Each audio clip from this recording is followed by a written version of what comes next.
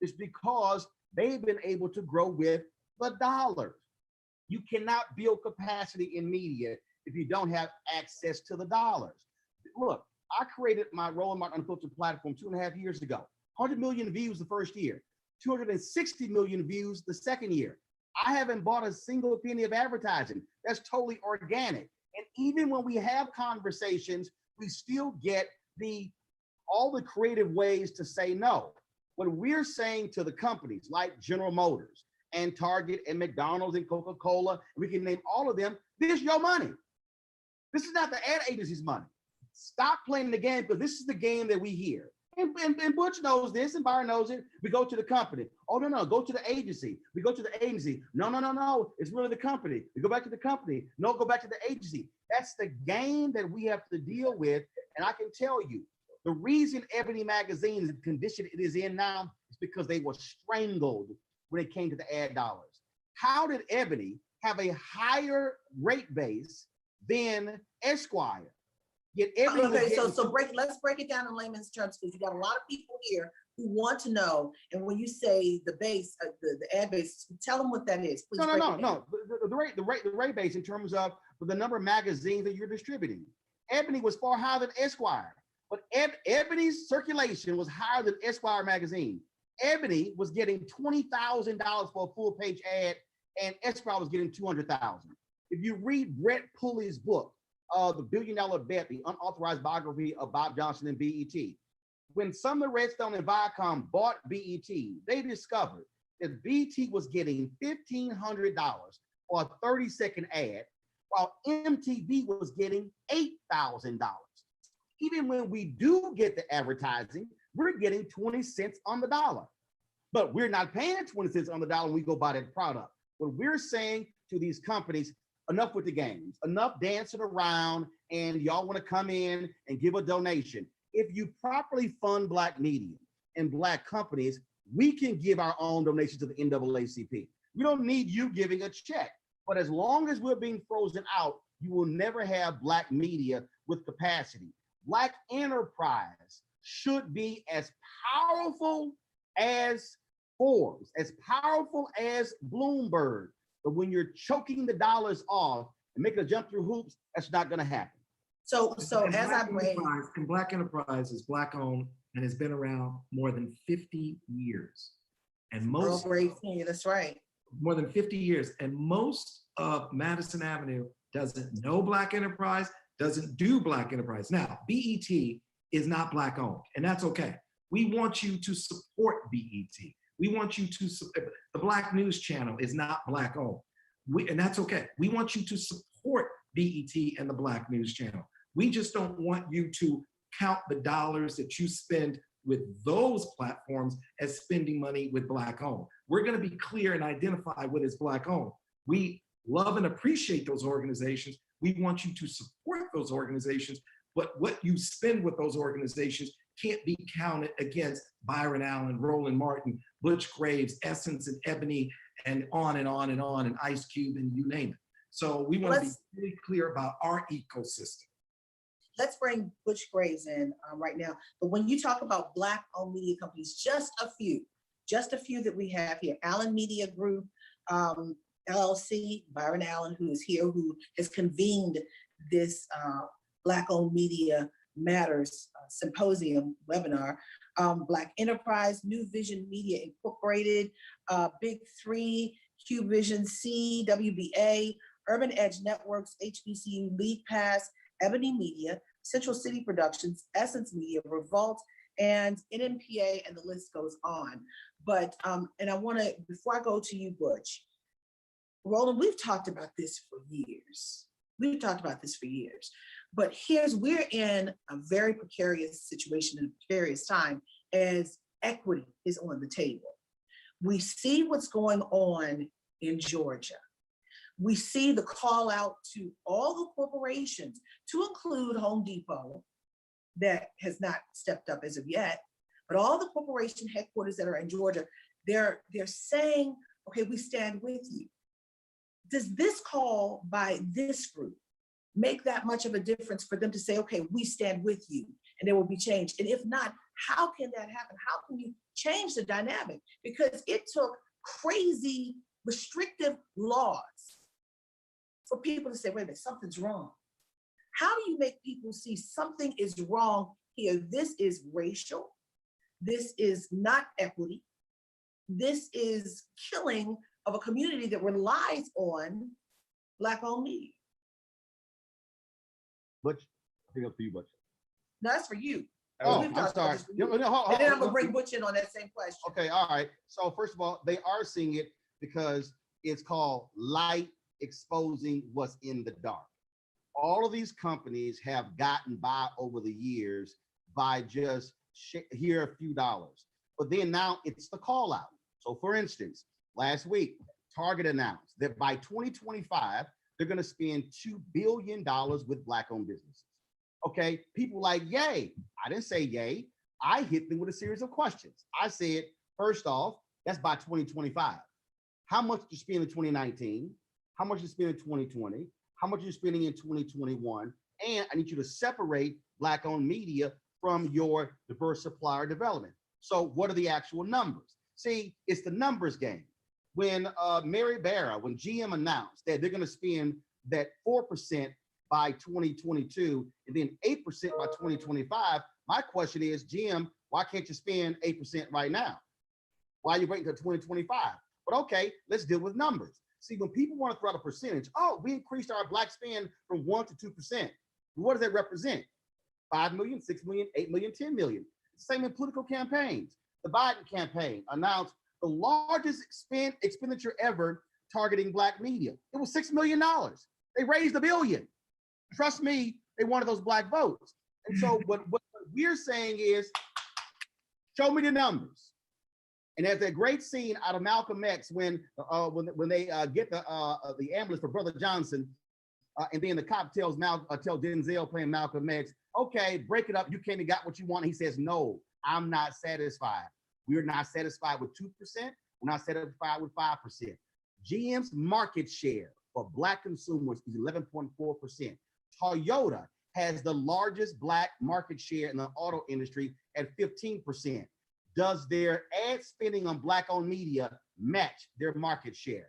I guarantee you, if it was reversed, there would be some executives getting fired if their market share was as low as their Black-owned media spending. Butch?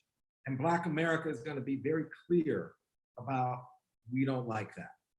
These corporations, these careers are going to end abruptly, quickly, because we have the relationship with Black America. We're in touch every day. You know, I own the Griot.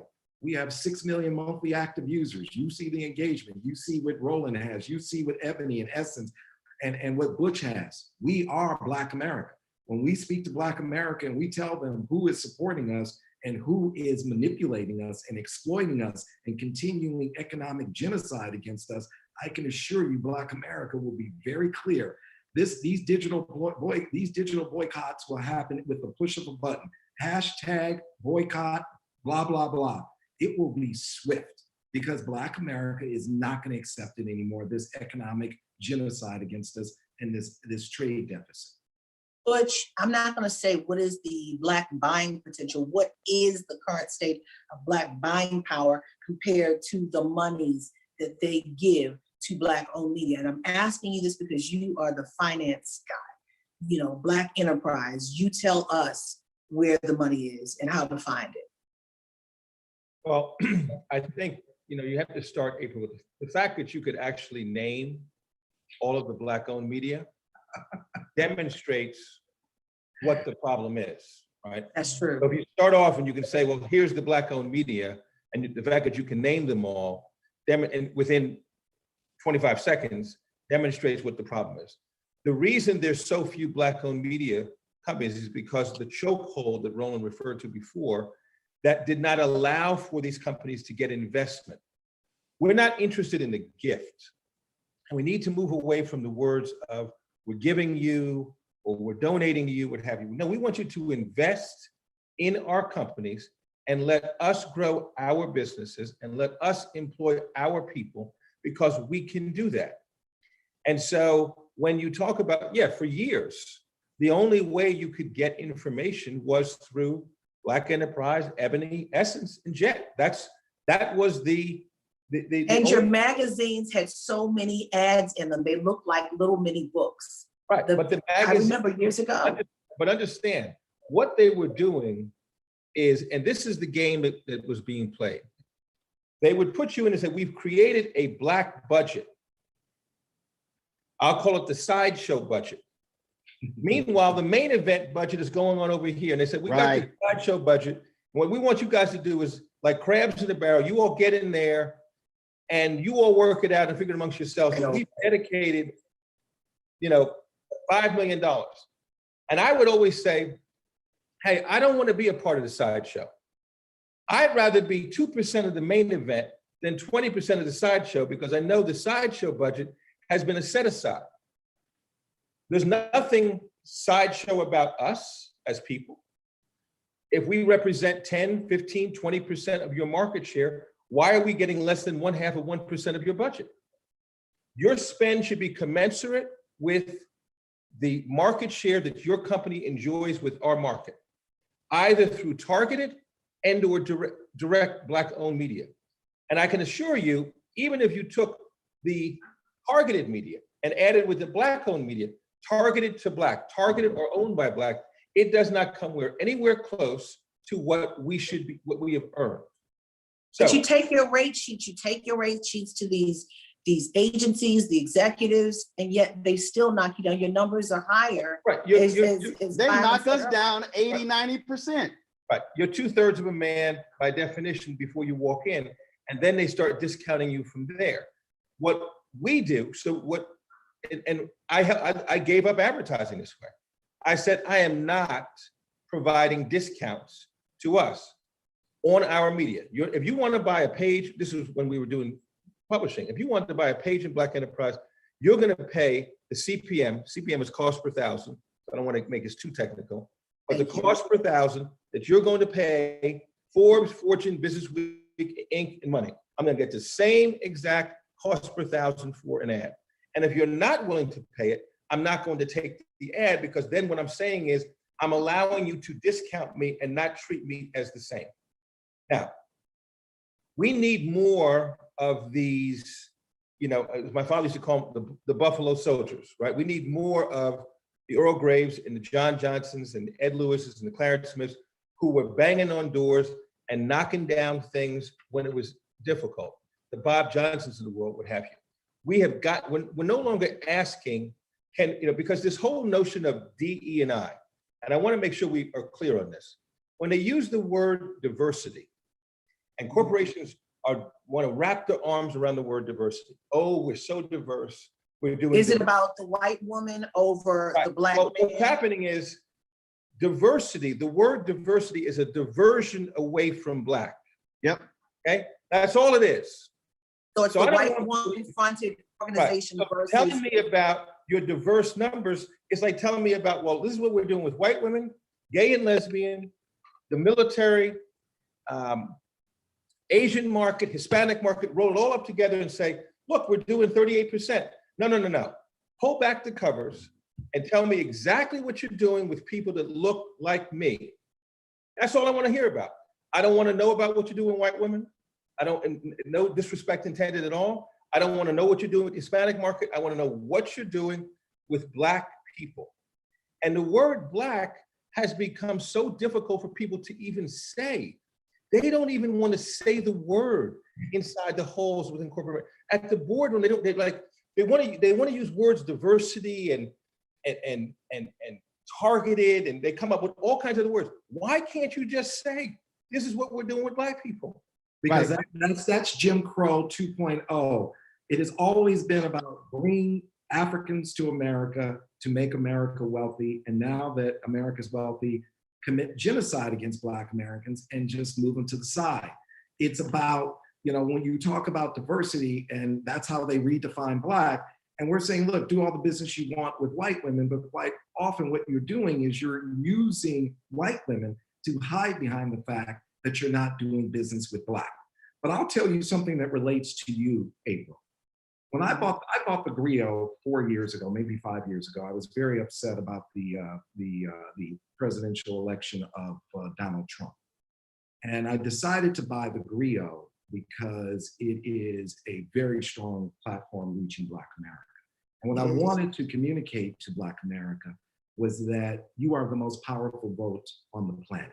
The white vote is usually split 50-50. Black America, you are the deciding vote.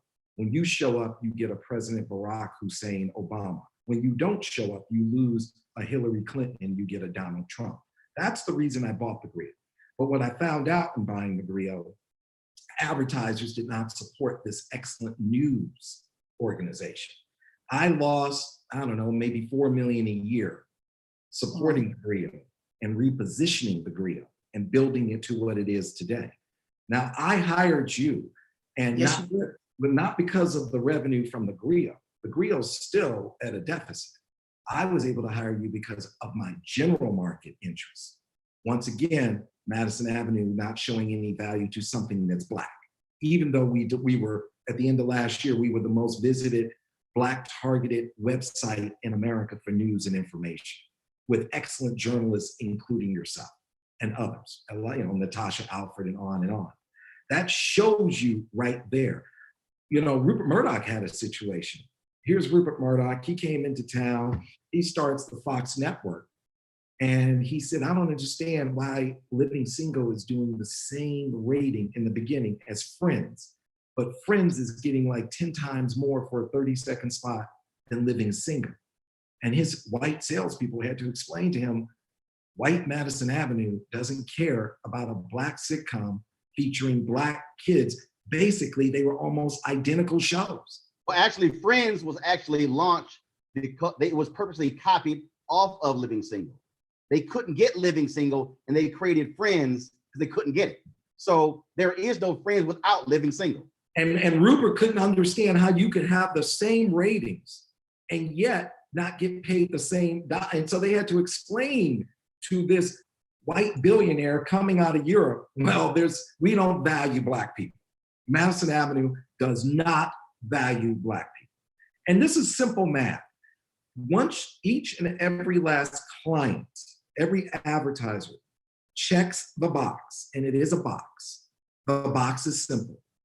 This is my box where I'm doing business with Black-owned media.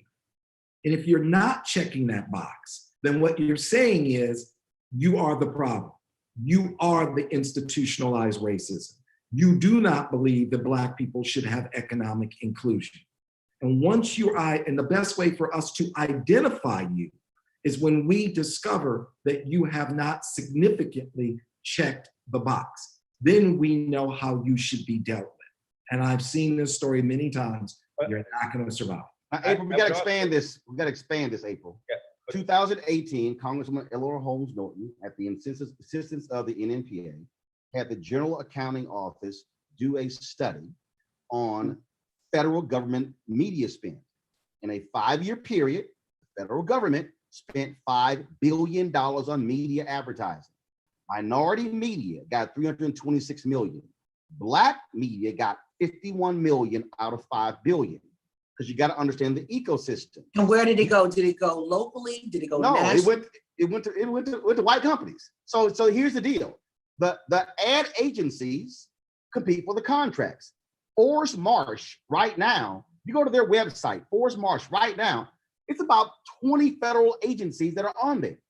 When the census, I need everybody listening to understand, and Butch can speak to this because I know they probably had the same problem.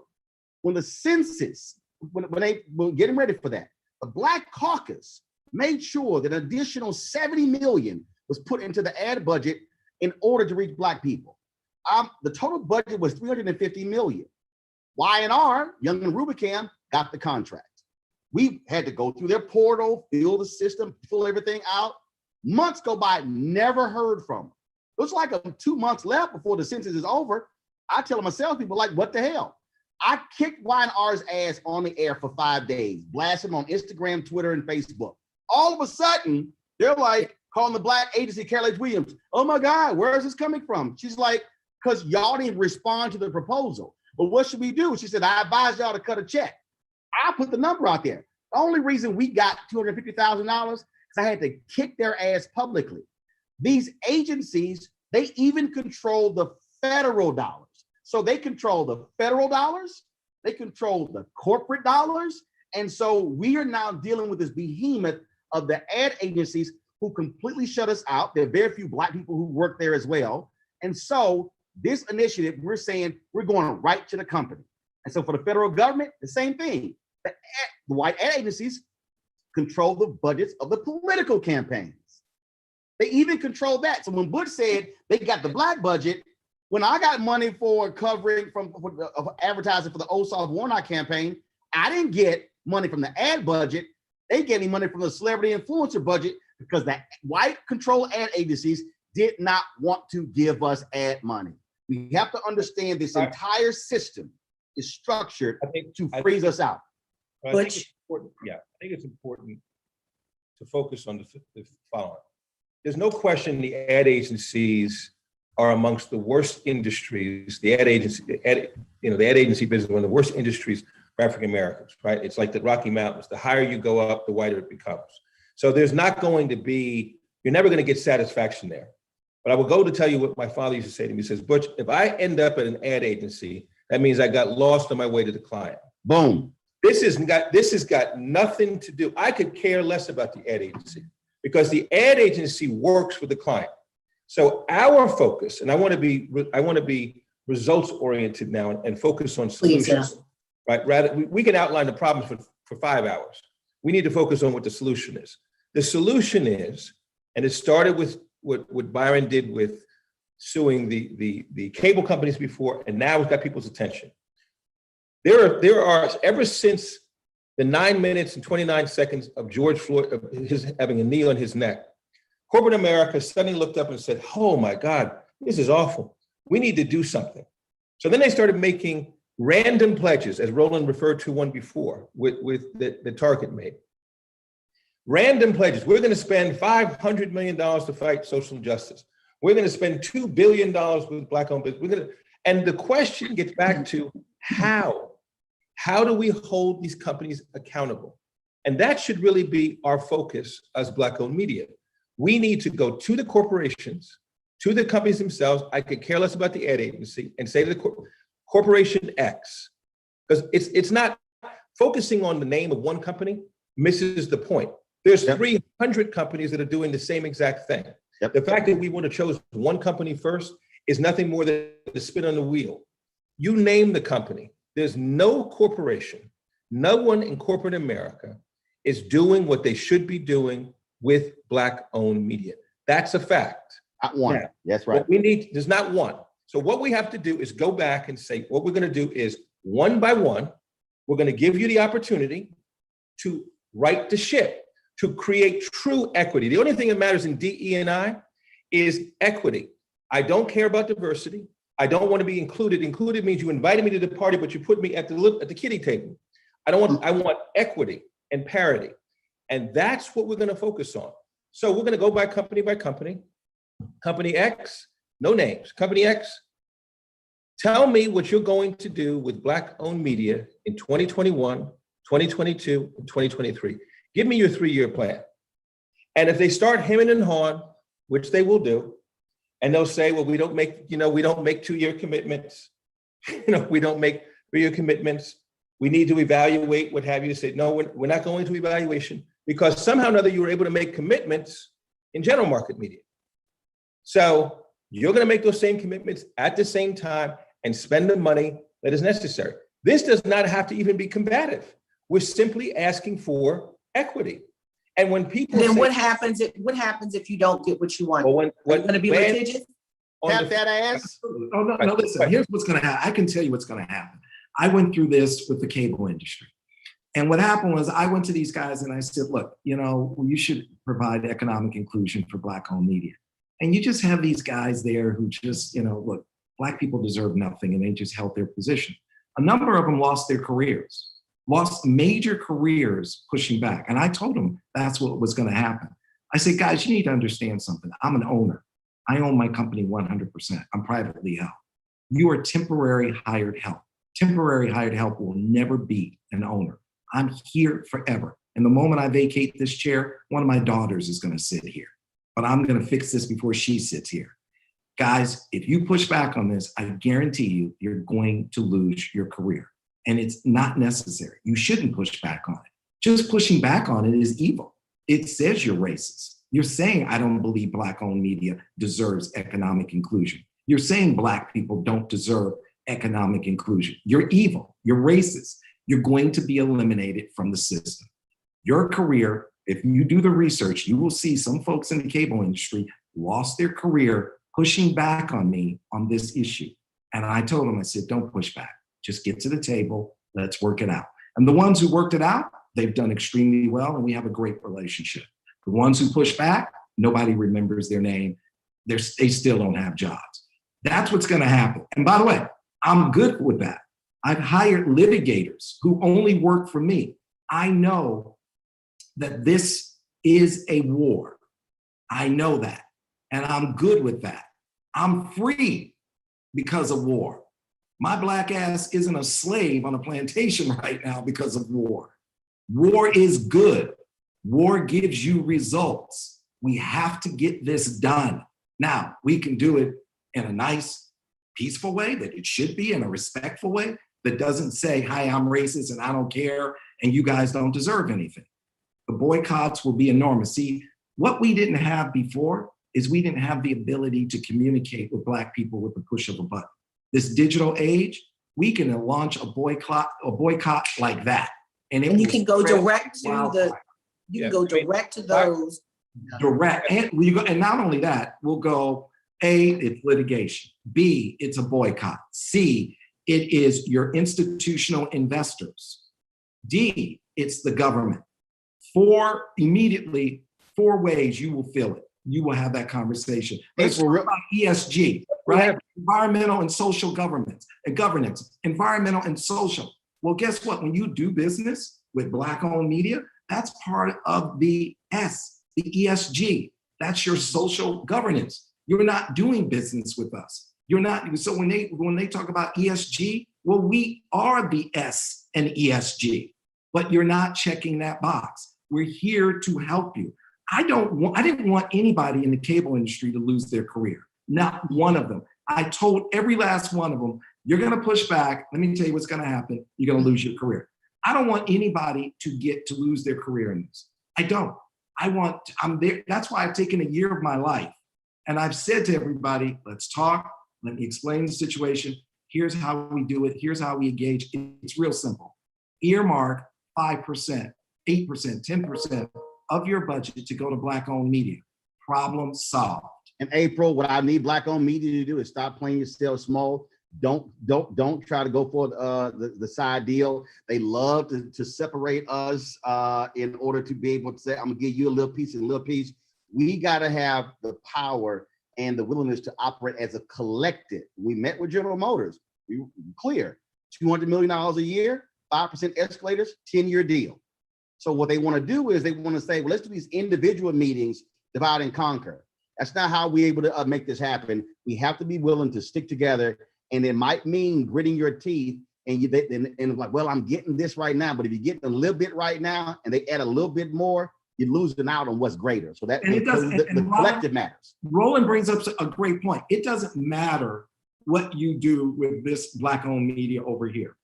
If that Black-owned media is stupid enough to accept 100 grand a year or 300 grand a year, God bless you. But you're not a part of our conversation. We're at the table saying you're a corporation spending $3 billion a year. So your allocation to Black-owned media should be, $200 million a year.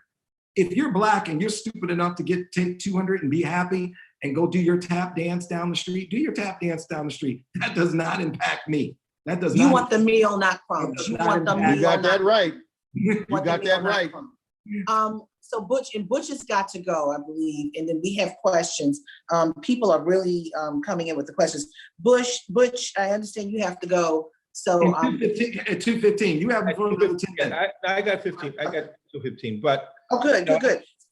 So let's. April, you asked the question though. You said, well, what will we do if people decide that they don't want to play ball?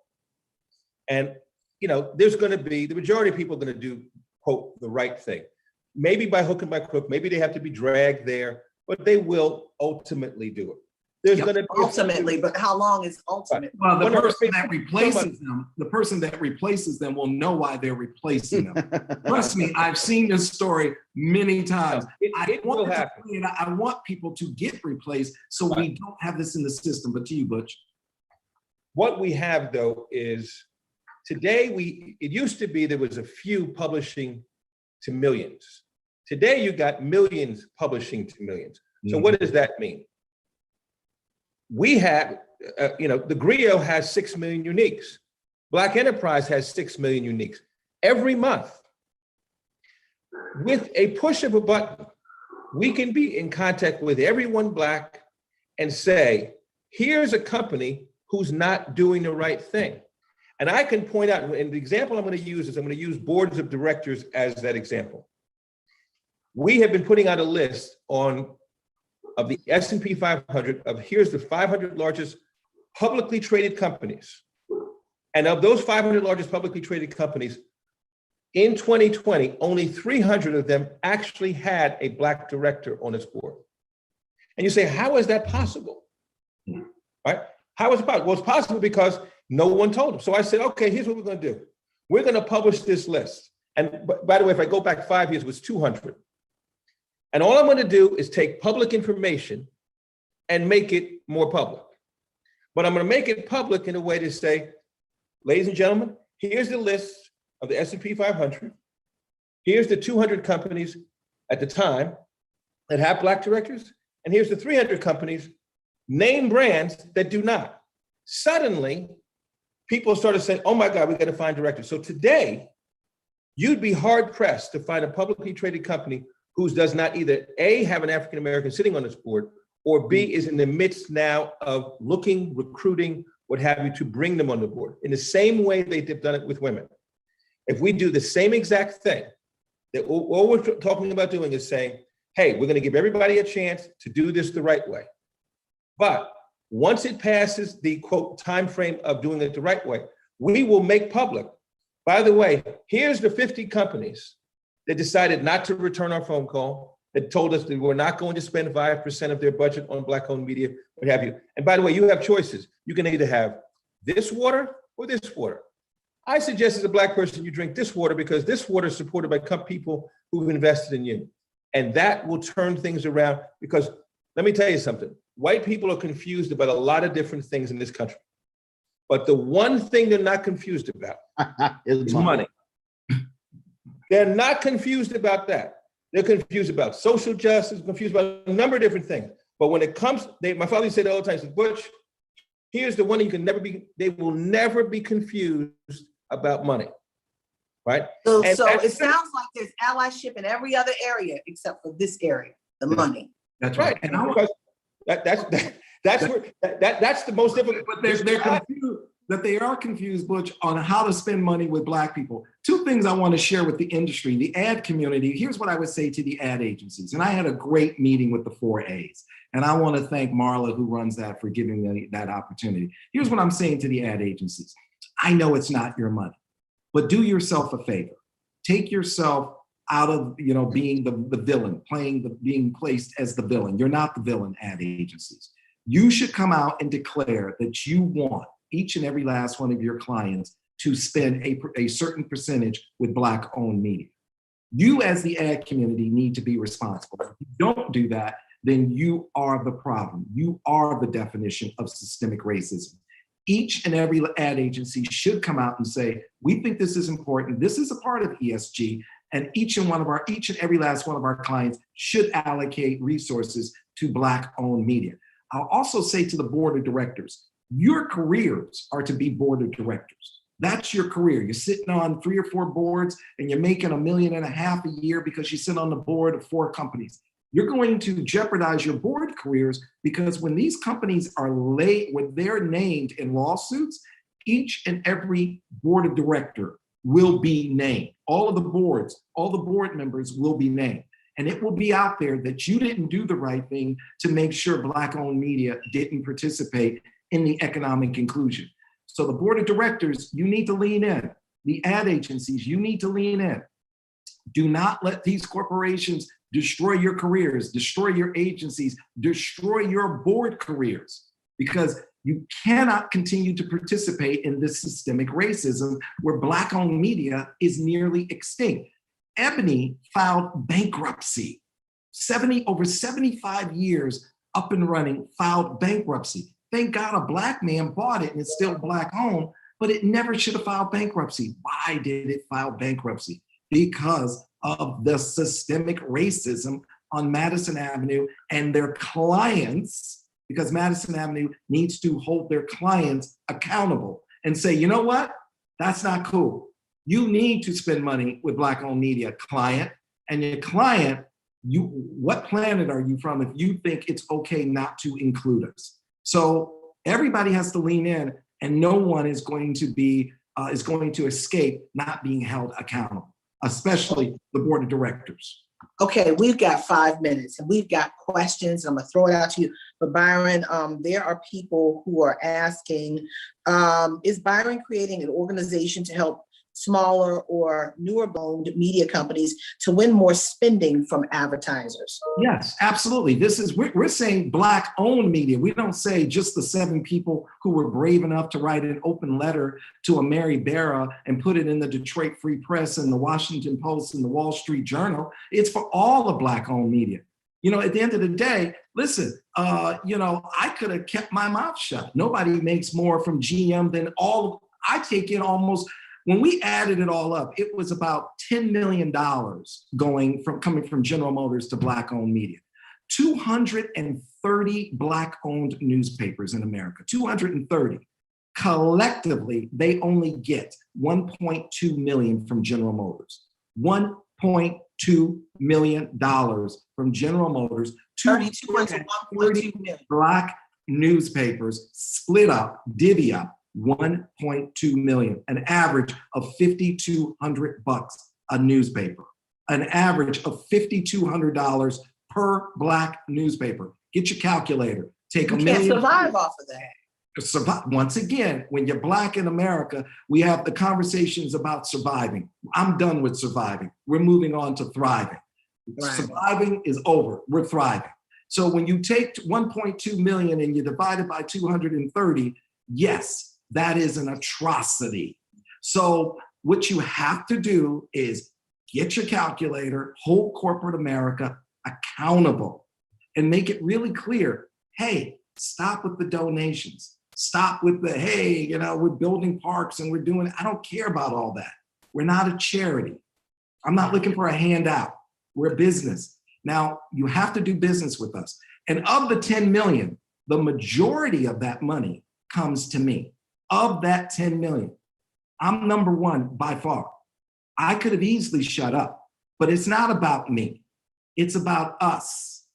It's about us. It's about doing business with all of us. I am the majority of that 10 million. And what I'm saying is, you need to recognize Black-owned media. And by the way, I'm not going to just stop with Madison Avenue. There are issues throughout our entire ecosystem. So yes, everybody. So we're doing the National Association of African American Owned Media, NAOM, the National Association of African American Owned Media.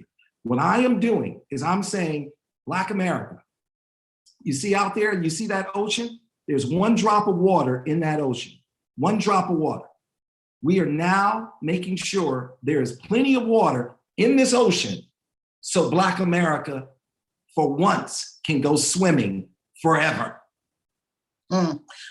So when you talk about the donations, it almost sounds like, I don't want to give you the money. I'd rather give it to somebody else than give it to you. Yeah, that's crazy. So now, so here's something. You have made a point. There is an owner of a quote sizable company that sells outdoor advertising who has experienced the problem and wants to work with Byron on this campaign.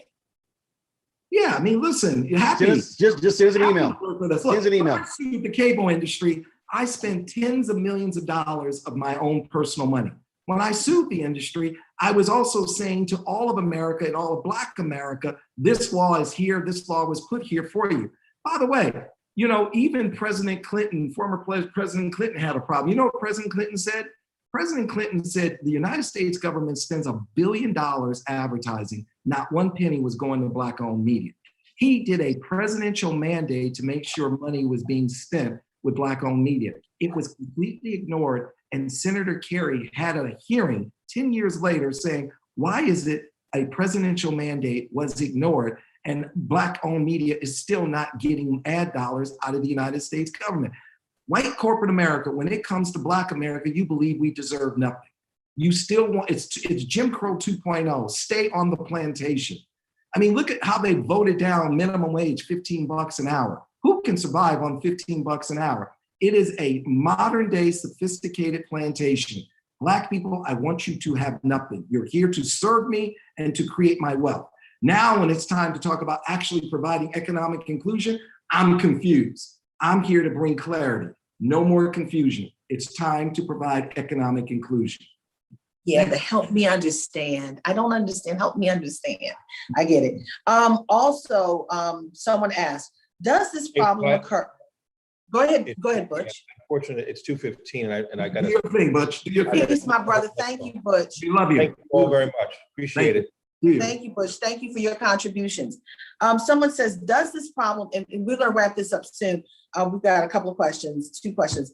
Does this problem occur in local media as well as national? Yes, across the board, Wendell Pierce, they formed a coalition in Louisiana with the radio station he owns, with the Black newspapers there as well. They went to the New Orleans City Council about this, because that was a white guy who owned a chain of grocery stores in New Orleans who participated in the January 6th white supremacist insurrection. Then it got busted, and then he went to all the Black media to apologize, and they said, "You coming to us to apologize? Your grocery store has never taken ads out in any Black media." So they've created a coalition there. So what's happening nationally is happening locally. It's all across the board in every sector. And look, I've run 3 Black newspapers. Was the founding editor of Tom Jones' BlackAmericaWeb.com. Was news editor of Savoy Magazine. This is my 13th Black-owned media experience, and I've seen it in newspaper, magazine, radio, television. It's across the board. We are shut out across the board. It does not matter if you're local, state, regional, or national. That's right. And black, you're right. Black media across the board, and radio is dying. I hate to say this, and they're trying to change radio now, because it's I don't even remember what year it is. They're talking about taking AM, FM bands out and putting satellite in, and what happens to the Black-owned media, those AM stations. Well, we don't have any money in our ecosystem. It doesn't matter how many, whether it's newspapers, magazines, radio, this or that. You have $0 in your ecosystem. You have to put the money in your ecosystem to thrive. Forget survive. What's the next question? I love these questions. They want to know how to join the National Association of African American Owned Media. We'll put that information out at the Griot, and Roland and Black Enterprise will all get it out. Okay? All right. So stay tuned, guys. You heard Byron. Look for the Griot, go to Roland's Unfiltered, and go to Black Enterprise. Now, Byron, this is a question. It says, if Byron received settlements from lawsuits, would he share the funds to help support and seed smaller Black-owned media? I will send you the bill for our lawsuits. That's what we're doing. That's what we've been doing. We have been, the fight that I've been funding has made it phenomenal for a lot of folks who were completely shut out. Okay, I need people to understand. Okay, first of all, let me just help people out. I need to understand what we're talking about here. When we go to companies and we say we need you to increase your Black-owned spend, we're not saying you only should spend the money with Byron, Todd Brown, Roland Martin, Butch Graves, Ebony and Junior Bridgman, Don Jackson. No, what we're saying is the whole pot. So what we're saying is, if y'all are only spending 5, 6, 10 million now, we want to be 200 million. And so that's why we're pushing for the numbers. When General Motors told us our numbers were wrong, we said, fine, give us the correct numbers. They said, oh, we can't for competitive reasons. Well, hell, don't tell me my number's wrong, but you don't want to give the numbers. That's why, again, Target, I love Laisha Ward. But I emailed her back. I said, don't tell me you're going to spend $2 billion on Black-owned businesses. I need to know what's the percentage of that and what does that mean? Because you could be spending $2 billion and the number should be 10 billion. So that's the whole deal. So we're not trying to exclude anybody. I've been talking with Morgan Devon with Blavity. We've been talking to the NNPA. There are a number of other Black-owned media companies who've been reaching out to us, whom they are now setting up meetings with, folks. So this is not, oh, we're going to sue and there's a settlement. No, we're saying increase your budget. Right now, let me be really clear. I have succeeded tremendously. Black America, you are positioned to fail. You are positioned to fail. There is nothing here for you. I am one of the few and only to come back, turn around and say, no, I got through. I'm now going to position Black-owned media to succeed. Remember, General Motors was spending about 10 million and I was taking the majority of it. I'm the first Black person in my position to be the #1 person getting the majority of the money to speak up. I was being paid millions of reasons to shut up. But I said, I don't care about that. I don't need, it's not about what you pay me. It's what you don't pay to the rest. I am positioning Black America to succeed. And how do you do that? I have to put capital in your ecosystem. So by me speaking up, litigating, forcing the issue, taking out full-page ads, guess what? You now have money available to you that wasn't available to you yesterday or last week. And it's money that I am taking and that I am risking to make sure the door is open for you. And we open it and we do all more money, April. Byron can't put all the money. I mean, no, seriously, there's not, okay, I need everybody who's listening. He doesn't have enough inventory to suck up all of the money. And you got to take, I need you to understand, if you take my inventory and Butch's inventory, Explain inventory. Explain so we're saying the conversation we're add space. That's all we're saying. Y'all, the inventory. So all of a sudden we're saying, if this is the money you're spending right now, and this is Byron's inventory, we want you to spend this. So we're trying to say, we need you to infill all this Black-owned media. And so, folks, understand, this is a different deal than what he did with the cable deal. We're saying expand the buy for Black-owned media. So the companies now, and we're going to hold them accountable, come back and say, who's the Black-owned media? So we have to understand that's what we're fighting for. So yeah, I can't, if they say, you know, Roland, you know, we're going to give you 100 million. If my inventory can't support that, no, the other Black-owned media, we say you've got to be able to spread the pie. What they've done, listen, is historically given only a sprinkle to a few Black people and say, hey, we're good. We're saying the sprinkle doesn't work. The ones they like that are not confrontational. We're saying the sprinkle doesn't work. And by the way, you can't work around me because my platforms are general market. It's the Weather Channel. It's syndicated shows. So to be clear, here's what's happening in Black America. What I'm saying is right now, in that box to spend money with Black-owned media collectively out of 200 billion is maybe 50 million. And what we're saying to Madison Avenue, we need that number to be 20 billion. There you go. Now, if 20 billion is being deployed your way and you can't figure out how to get some of that 20 billion for your Black-owned media, I can't help you anymore. I just can't help you. As my grandmother would say, child, I can't help you anymore. So what we're doing is we're saying this category is only taking in 50 million. It now needs to move to 20 billion. All right, so guys, we got 3 great questions, and then I'm going to go for solutions. Now, I'm going to do rapid fire with these questions. One person on this webinar asked how to justify to their clients spending on Black-owned media, even if the audience is not their target audience. What the hell is that? No. Black people are everybody's target audience, okay? We ain't talking about NASCAR. If you selling cars, shoes, bags, jewelry. You black, that's black people, okay? I need us to don't even, please remove that question. Black people, let me be real clear.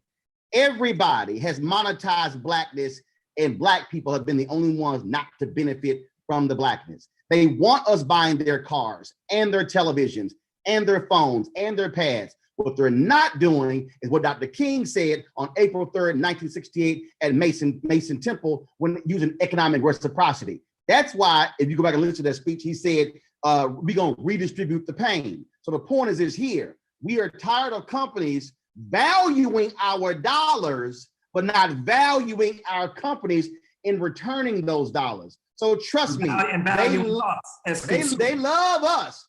Oh, no. We over-index, folks. We over-index on Instagram, on Facebook, on Twitter, on YouTube. They love us. They don't love us when it's time to pay us. There it is. What's the next All question?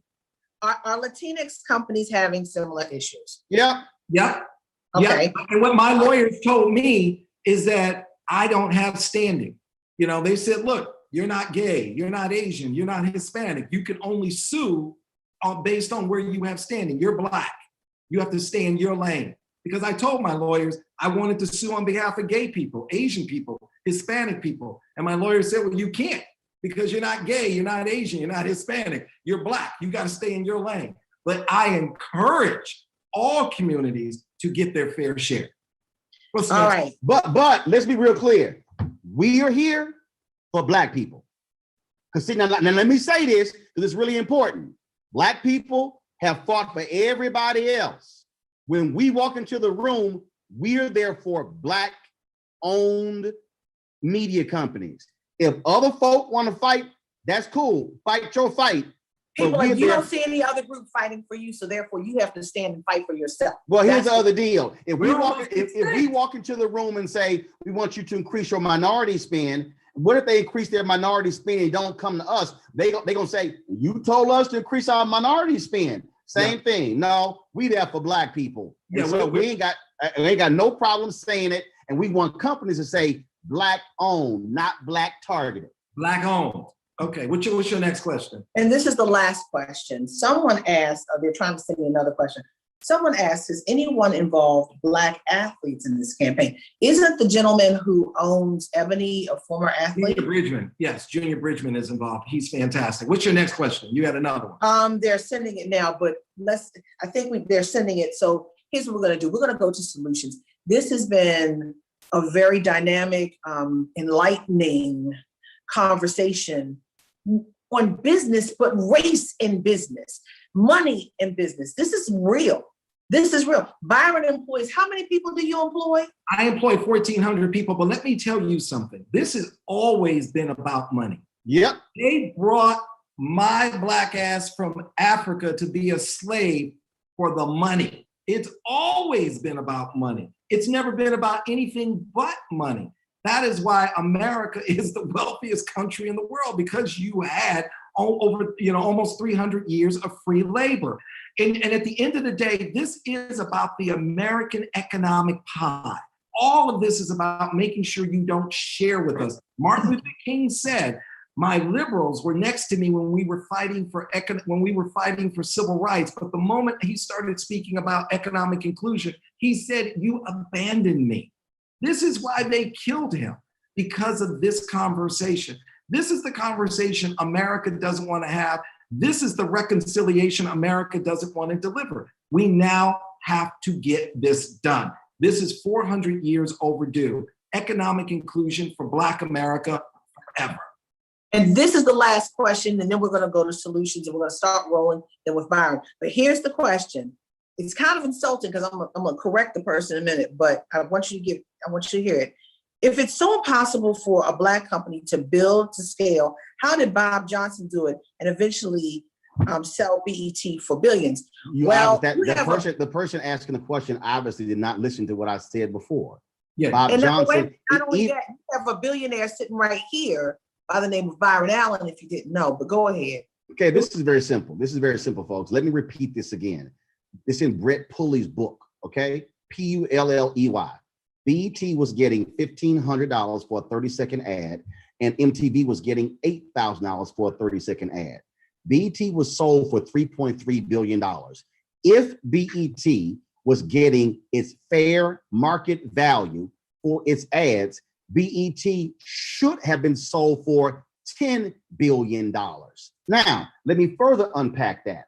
They were sold for $3.3 billion. If they were getting their fair share of advertising, they would have been worth $10 billion, which means that if Bob Johnson and Sheila Johnson, who sold it in order because they wanted liquidity, if they sold 1/3 of BET, they would have sold it for the same $3.3 billion, and they would still be the owners of the network. Folks, I need y'all to understand, when we get our fair share, then we can still own. They sold it because they used $20,000 of their own money to actually start it. And so liquidity, they've been able to own and acquire things. Do y'all understand that? Oh, we lost Roland. You touched your. Yeah, and I got it. Rupert Murdoch sold Fox Entertainment to Disney for $70 billion. He gave each one of his kids $2 to $3 billion from that. So what we're arguing for is fair share. If they getting $8,000 for an ad, we want $8,000. If the full page ad, if they get 8, I want 16 because we have some reciprocity. We have some catching up to do. If the full page ad is worth 200, pay 200. But I need our people to understand, we're saying you're not going to play us small anymore. No. I'm telling you right now, look, I built this thing on $350,000 of my own dollars to go from 0 to 260 million views in 2.5 years. Okay, folks, that was built. Hey, struggling, that's how we're gonna get stuff paid. The point is this here, PragerU, they raised $25 million their first year because a couple of conservative billionaires gave them $7 million ups to start up with. We don't have that.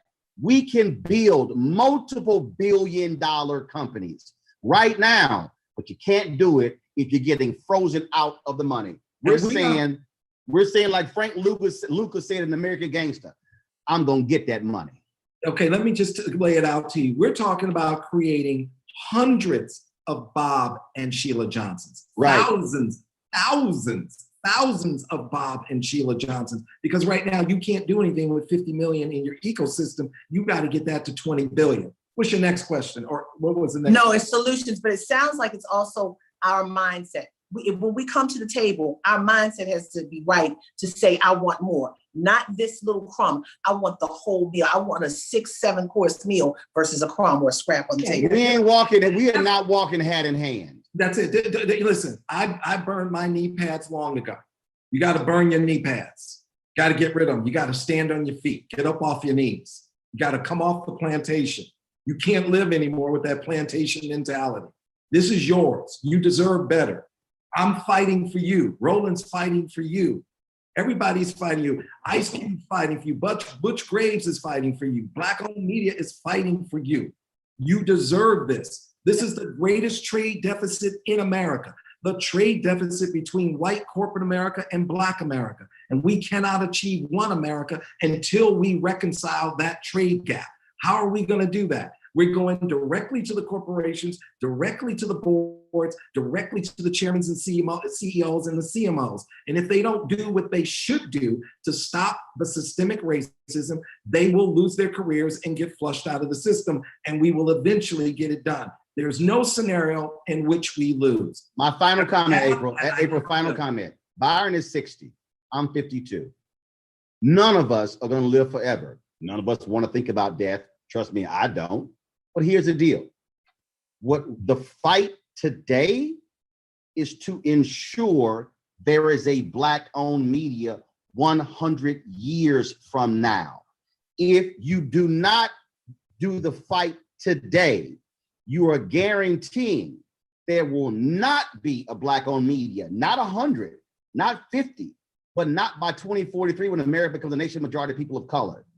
What Frederick Douglass did, the first Black newspaper, Freedom's Journal, March 16, 1827, wrote, "We wish to plead our own cause, too long have others spoken for us." We have struggled we have scraped pennies, we have survived.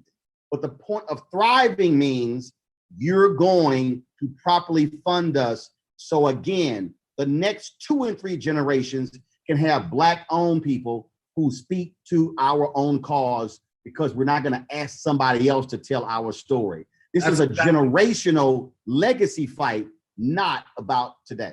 And Abraham, I want you to remember something. I want you to remember something. When you think about Black people in this country and how Jim Crow, and they worked so hard, because after slavery, after emancipation, we as Black people did extremely well. If you're going to build wealth for somebody for scraps off someone's table, we did great.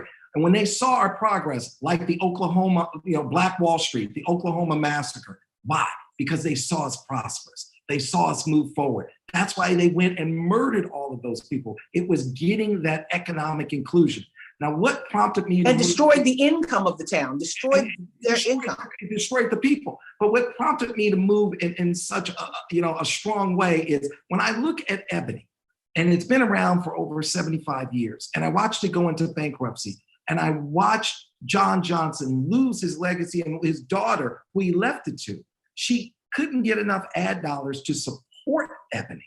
That's when I said, this is not something I'm going to do. Spend my life building this media company, leaving it to my children, and they lose it because I didn't deal with the systemic racism in America as it relates to economic inclusion, and the systemic racism on Madison Avenue, and all of these clients who try and hide behind their agencies and don't spend money. That's not happening. I am going to come to each and every last one of you. I'm going to hold you accountable, and I guarantee you, with everything in my heart and soul, you will not survive if you continue to be evil and you think it's okay to exclude us. That's not. I need to drop one last factoid. I got to drop one last factoid for everybody who's watching. This is pre-COVID. Pre-COVID, there were 2.6 million Black-owned businesses in America. 2.5 million of them had one employee.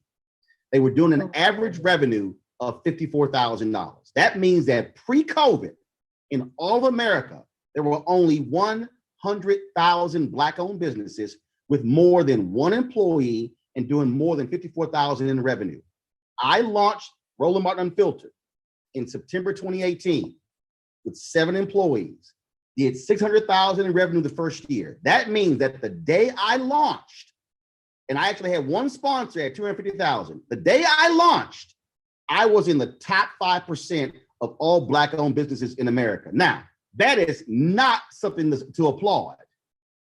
What does that tell you about how the degradation of Black-owned businesses, that when COVID hit, we lost 41% of all of our Black-owned businesses because most of them are simply sole proprietors. What this fight is about is building capacity and scale. So when a storm hits, you can weather the storm and then come out of the storm still here. We are not talking about losing our Black-owned media. And if we are successful with this fight, then that will not happen. Let me tell you something with you. A lot of the ad agencies and a lot of the clients are at the table and they're leaning in. I will say a lot of people, most are leaning in and saying, you know what, Byron, my bad. Thanks for helping me recognize this issue. We haven't heard from one agency or one client saying we disagree. So far, what we're hearing is we're at the table. We know this is a problem. We want to fix the problem. Please help us fix the problem, which is why you see us now sitting down with Mary Barra at General Motors. You're seeing us help Verizon with their with their seminar for Black-owned media. A lot of corporations are at the table and they're smart. They're the smart ones. They're at the table saying, help us. And you know what we're saying? We're here to help you. Mary Barra, I'm really here to help you. I'm here to help you be better. If we wanted to just file a lawsuit, we would have filed a lawsuit long ago.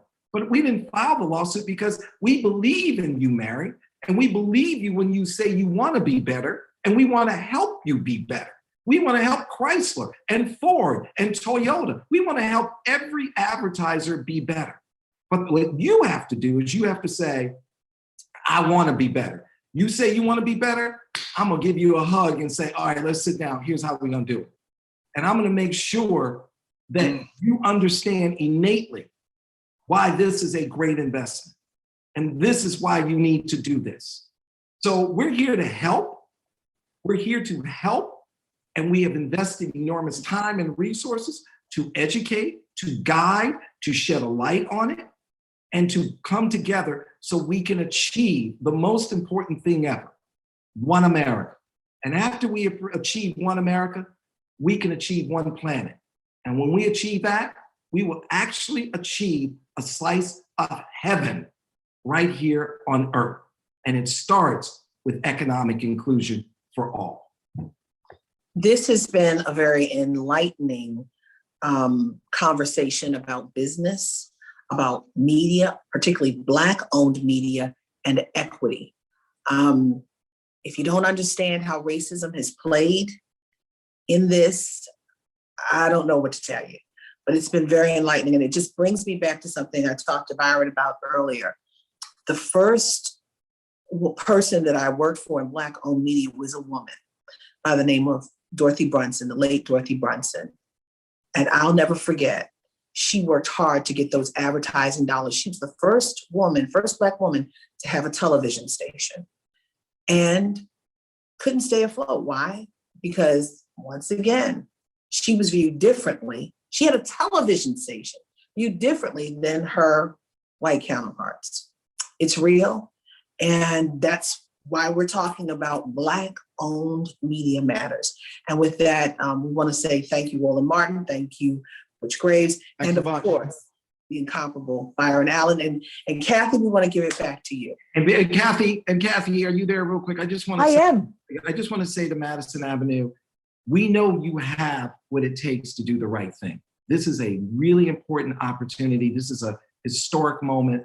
Be on the right side of history. Do the right thing. Lean in and include Black-owned media. We know you have it in your heart and you have the desire to do it. We're here to help you do it. Let's do it together. And as we do it together, it's not about America being great again. America has always been great. This is about America being great forever. And you can do it. And it's on you now. Let's make it happen. Thank you, Kathy. Thank you, Byron. TVNewsCheck will cover it all as you proceed with the National Association of African-Owned Media. And we'll just cover it all. I want to this was a fabulous conversation. Wasn't it? Yes. Thank you to Byron Allen, founder of Entertainment Studios and Allen Media Group and owner of the Weather Channel, to Butch Graves, president and CEO of Black Enterprise, to Roland Martin, host of Roland Martin Unfiltered. Appreciate it. And to April Ryan, our wonderful moderator, who is veteran writer and author and White House correspondent for the Griot. We'll be emailing a link to this video of this webinar to everybody who's attended and people who registered and didn't quite make it. We'll be promoting the video like crazy on TVNewsCheck.